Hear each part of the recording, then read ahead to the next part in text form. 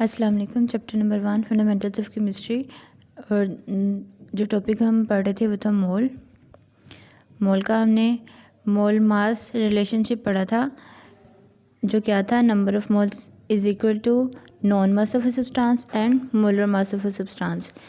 Molar mass किसी भी substance का वो मास होगा जो कि उसके एक मोल में मौजूद जो सब्सटेंस है उसका मास होगा, और जो नॉन मास है वो वो कोई भी हो सकता है। तो हम जब इन दोनों को कैलकुलेट करके जो आंसर निकालेंगे वो इसका नंबर ऑफ़ मोल्स होगा। अब इसको हम एक एग्जांपल के साथ करते हैं। कैलकुलेट द ग्राम मॉलिक्यूल या number of moles. Gram molecule क्यों?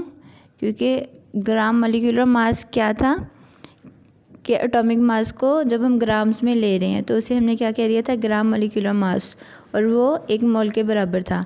अब ये मास नहीं है लेकिन ग्राम मॉलिक्यूल है, तो क्या मतलब है कि ये मोल है। तो हमने क्या कैलकुलेट करना है, ये मोल कैलकुलेट करना है। किसमें? इन 40 gram of H3PO4 phosphoric acid, 40 gram of H3PO4। अब इधर क्या बताया हुआ है, 40 ग्राम। ग्राम क्या होगा? 40 ग्राम क्या होगा? That is the mass. और हमने क्या दिया हुआ है, हमें मास दिया हुआ है, और हमने क्या कैलकुलेट करना है, हमने मोल्स कैलकुलेट करने हैं।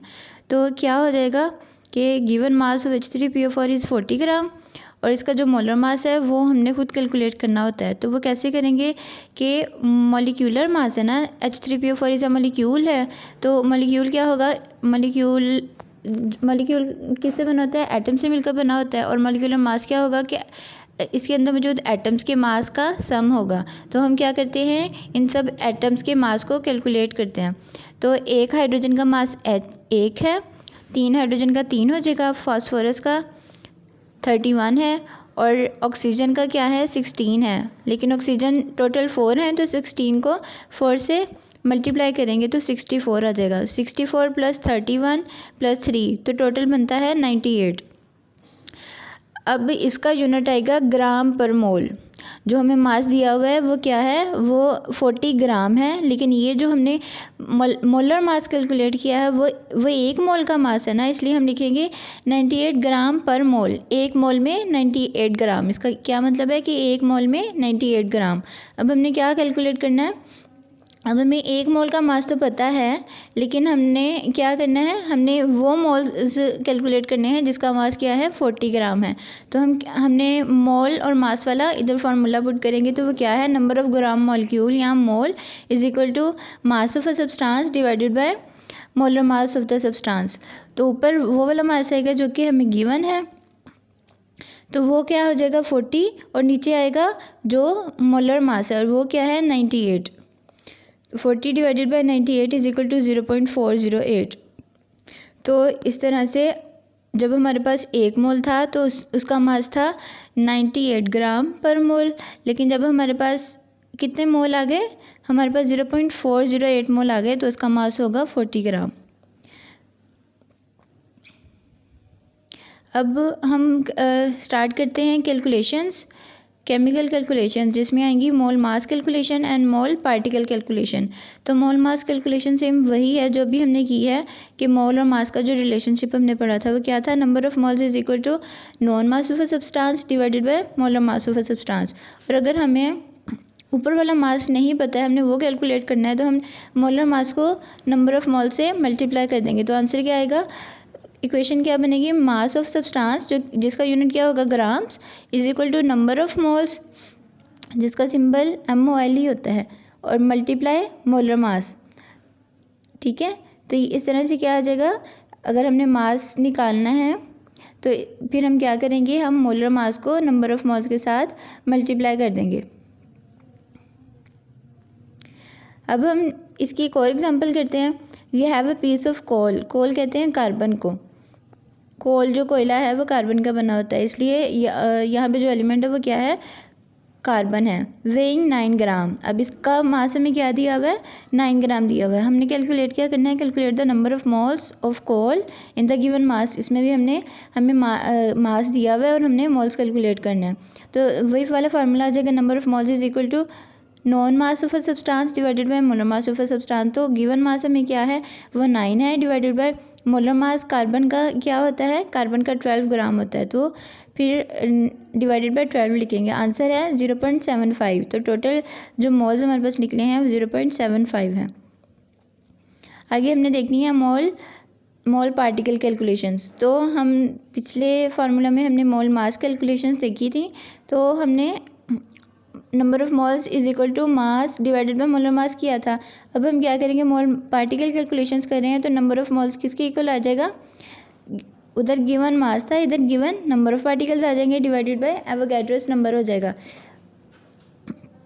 क्योंकि हमने इधर भी क्या किया था, मोलर मास किया था, हमने खुद निकालना था या हमें पता होता था। और नीचे इधर भी क्या करेंगे, वो वाले नंबर्स लिखेंगे जो कि हमें पता होगा। वो क्या होगा, एवोगैड्रोस नंबर है जो कि फिक्स है। तो इस तरह से given number of particles divided by 6.02 multiply 10⁻23 आ जाएगा। अब अगर हमारे पास ये जो 6.02 मल्टीप्लाई 10⁻23 हैं, ये क्या है, एक मोल में पार्टिकल्स हैं। लेकिन अगर मोल्स चेंज होंगे तो पार्टिकल्स की तादाद भी चेंज होगी ना, वो वाली उसके ऊपर है, बटे के ऊपर वाली। तो अगर हमने वो वाली तादाद या जो फाइंड करनी हो, नंबर ऑफ़ पार्टिकल्स वो वाले फाइंड करने हो, तो हम क्या करेंगे, हम एवोगैड्रोस नंबर को नंबर ऑफ़ मोल्स के साथ मल्टीप्लाई कर देंगे। तो इक्वेशन क्या आ जाएगी, number of particles is equal to number of moles multiply 6.02 multiply 10⁻23। तो इस तरह से हमने दो कैलकुलेशंस पढ़ी हैं, दो रिलेशनशिप्स पढ़े हैं, मोल मास एंड मोल पार्टिकल। अब हमने ये भी पढ़ा था कि जो एक मोल है वो किस किस के दरमियान लिंक क्रिएट कर रहा है, एक मास के दरमियान और मास और नंबर ऑफ़ पार्टिकल्स के दरमियान। मोल किस किस के दरमियान लिंक क्रिएट करता है, किसी भी सब्सटेंस के मास और इसमें मौजूद नंबर ऑफ़ पार्टिकल्स के दरमियान। तो ये वही वाली समरी बताई हुई है कि ये सेंटर में क्या है, ये मोल है और ये मास है और ये नंबर ऑफ़ पार्टिकल्स है। अब ये क्या करेंगे, अगर तो हमने क्या है, मास ऑफ अ सब्सटेंस, ये इसके फार्मूलाज ही इधर मेंशन किए हुए हैं कि अगर हमने मास हमें दिया है और हमने मोल्स फाइंड करने हैं तो इसका फार्मूला आएगा non mass divided by molar मास। और अगर हमें मोल्स दिए हैं, मास फाइंड करना है, तो क्या आ जाएगा, मोल मल्टीप्लाई बाय मोलर मास। इसी तरह से अगर हम मोल पार्टिकल कैलकुलेशन देखें तो क्या है, अगर हमने मोल से पार्टिकल्स फाइंड करने हैं तो क्या आ जाएगा, मोल मल्टीप्लाई बाय एवोगैड्रोस नंबर। और अगर हमने पार्टिकल से मोल फाइंड करने हैं तो क्या आ जाएगा, number of particles divided by Avogadro's number. तो अब इसमें कुछ दो चीज़ें याद रखने वाली हैं कि एक तो क्या है, मोल लिंक क्रिएट कर रहा है मास और नंबर ऑफ़ पार्टिकल्स के दौरान। तो अगर हमें मास दिया हो और हमने नंबर ऑफ़ पार्टिकल्स फाइंड करने हो, या हमें नंबर ऑफ़ पार्टिकल्स दिए गए हों और हमने मास फाइंड करना हो, तो हम क्या करेंगे, सबसे पहले हमने मोल निकालना है, फिर हम मोल से दूसरी चीज़ निकालेंगे, क्योंकि ये बीच का रास्ता है। एक तो ये बात होगी कि हमने मास से डायरेक्ट पार्टिकल्स या पार्टिकल से डायरेक्ट मास नहीं निकालना है, बल्कि हमने पहले मोल निकालना है, फिर दूसरी चीज़ निकालनी है। फिर ये होगी एक बात। और दूसरी बात ये है कि अगर ये है number of particles, number of particles क्या है, नंबर ऑफ़ पार्टिकल्स किसको कहते हैं, atoms, molecules and formula units को। तो अगर हमने, ये हो गए इसके पार्टिकल्स, और एक होते हैं सब पार्टिकल्स, जो कि हमने देखा भी था एवोगैड्रोस नंबर में कि एटम का सब पार्टिकल कोई नहीं था, लेकिन जो मॉलिक्यूल है इसका सब पार्टिकल क्या हो जाएगा, एटम्स हो जाएंगे। और जो आयोनिक कंपाउंड्स हैं उसका सब पार्टिकल क्या हो जाएगा, फार्मूला यूनिट्स हो जाएंगे।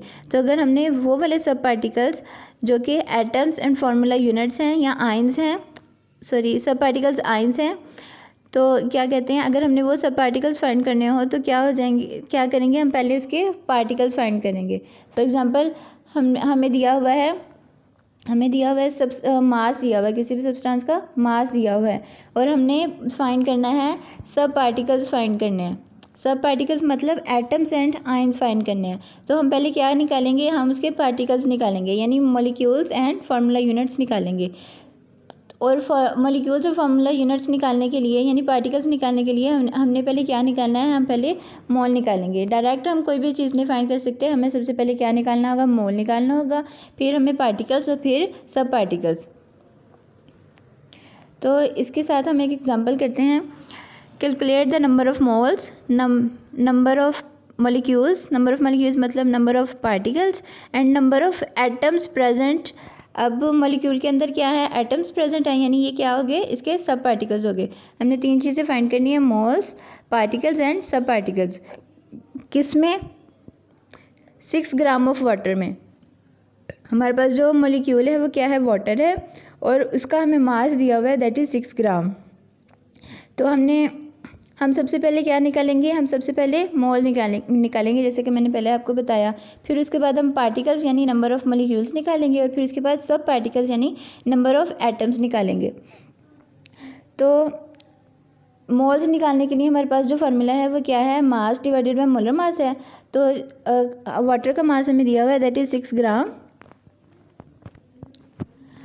और जो मोलर मास है वो हम खुद कैलकुलेट करेंगे। वो कैसे कि एक हाइड्रोजन का मास जो होता है वो क्या है, 1 है, और 2 हाइड्रोजन का 2 हो जाएगा, और 16 का ऑक्सीजन का है 16, तो 16 + 2 = 18। तो ये आ गया 18 ग्राम, मोलर मास है 18 ग्राम। 6 / 18 = 0.33 मोल। ये अब मोल आ गया। अब हमने क्या फाइंड करना है, अब हमने नंबर ऑफ़ मॉलिक्यूल्स या पार्टिकल्स निकालने हैं। तो इसका क्या फार्मूला है, number of moles multiply by Avogadro's number. Number of particles find करने हैं ना, पहले हमने नंबर ऑफ़ मोल्स निकालने थे, किससे निकालने थे, मास से निकालने थे, इसलिए मोल मास कैलकुलेशन आई। अब हमने नंबर ऑफ़ मोल से पार्टिकल्स निकालने हैं, तो कौन सी कैलकुलेशन आएंगी, मोल पार्टिकल की कैलकुलेशन। तो इसका क्या फार्मूला होगा, number of moles multiply by Avogadro's number. तो 0.33 मोल्स हैं, इसको मल्टीप्लाई करेंगे एवोगैड्रोस नंबर से, तो आंसर जो आएगा 1.98 × 10⁻23 मॉलिक्यूल्स।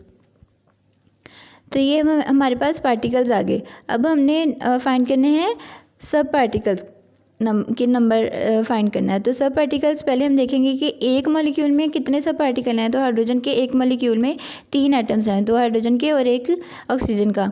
तो अब हम क्या करेंगे, एक मोल में नंबर ऑफ़ एटम्स फाइंड करेंगे। तो हम क्या करेंगे कि जो हमारे पास नंबर ऑफ़ मॉलिक्यूल्स आए हैं उसको हम 3 से मल्टीप्लाई कर देंगे, क्योंकि ये वाले नंबर ऑफ़ मॉलिक्यूल्स एक मोल में प्रेजेंट है। तो इस एक मोल के मॉलिक्यूल्स को 3 से मल्टीप्लाई कर देंगे, क्योंकि एक मॉलिक्यूल के अंदर 3 एटम्स प्रेजेंट है। तो बस सिंपल हम क्या करेंगे, इसको मल्टीप्लाई करके जो आंसर आएगा वो होगा नंबर ऑफ़ एटम्स या नंबर ऑफ़ सब पार्टिकल्स।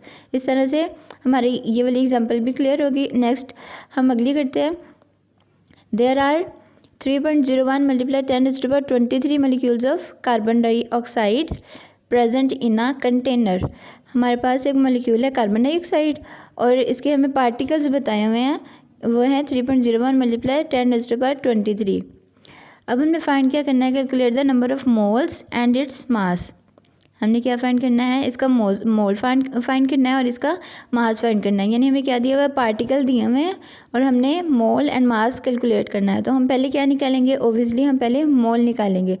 तो हमने मोल निकालना है, किससे, पार्टिकल से निकालना है, इसलिए हम मोल पार्टिकल वाली कैलकुलेशन लिखेंगे। इधर वो क्या है, number of moles of carbon dioxide = non number of molecules divided by Avogadro's number. तो नॉन या जो गिवन नंबर है उसको हम ऊपर लिखेंगे, उसको डिवाइड करेंगे एवोगैड्रोस नंबर से, तो जो आंसर आएगा वो इसका मोल होगा। अब हमारे पास मोल कैलकुलेट हो गए हैं। अब हमने मोल से क्या निकालना है, मास निकालना है। तो हम मोल मास कैलकुलेशन अप्लाई करेंगे। तो क्या हो जाएगा, मास ऑफ कार्बन डाइऑक्साइड किसके बराबर होगा, number of moles multiply by molar मास के। तो नंबर ऑफ़ मोल्स किसके बराबर है, 0.5, और इसका मोलर मास है 44। 44 कैसे आया, कार्बन का मास है 12 और ऑक्सीजन का 16 है। ऑक्सीजन 2 टाइम्स है, तो हम इसको 2 से मल्टीप्लाई करेंगे तो 32 आ जाएगा। 32 + 12 = 44। तो हम 44 को मल्टीप्लाई करेंगे 0.5 से, तो आंसर आएगा 22 ग्राम। तो ये इसका हमने मास भी फाइंड कर लिया। इसके साथ हमारा आज का लेक्चर ख़त्म होता है। अल्लाह हाफिज़।